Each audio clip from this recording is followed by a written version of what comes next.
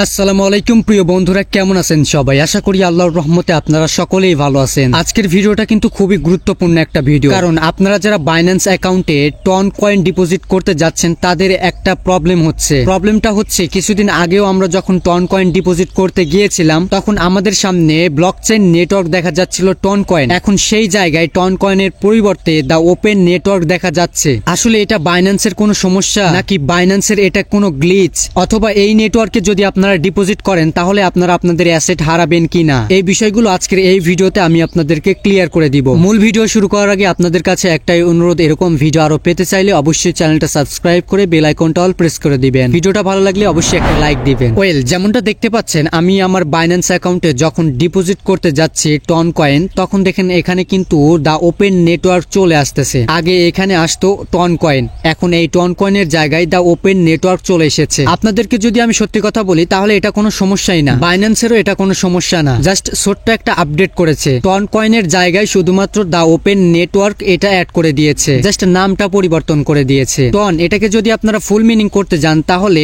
টনের পরিবর্তে আসে দা ওপেন নেটওয়ার্ক, অর্থাৎ টি তে দা, ও তে ওপেন, এন তে নেটওয়ার্ক, এই তিনটা লেটার মিলিয়ে হচ্ছে দা ওপেন নেটওয়ার্ক। এটাই, আর কিছু না, জাস্ট টন কয়েনের জায়গায় দা ওপেন নেটওয়ার্ক লেখাটাকে অ্যাড করে দিয়েছে, আর বাকি সবকিছুই একই রয়েছে। আপনারা যদি আমার কথায় বিশ্বাস না করেন তাহলে দেখুন, আমি বাইন্যান্স সাপোর্ট টিমের সাথে যোগাযোগ করেছিলাম, তারাও আমাকে এই বিষয়টাই বলেছে যে টন কয়েন এবং দা ওপেন নেটওয়ার্ক একই, এখানে ডিপোজিট করলে কোনো সমস্যা হবে না। আগের অ্যাড্রেস এবং মেমো এবং এখনকার অ্যাড্রেস এবং মেমো দুটোই কিন্তু সেম, তাই আপনারা নিশ্চিন্তে আপনাদের টন কয়েন এই অ্যাড্রেসে ডিপোজিট করতে পারেন, কোনো সমস্যা নেই, আপনারা আপনাদের অ্যাসেট হারাবেন না। আশা করি আপনারা সকলেই এই বিষয়টা বুঝতে পেরেছেন। আজকের মতো এই পর্যন্তই, ধন্যবাদ ভিডিওটা দেখার জন্য।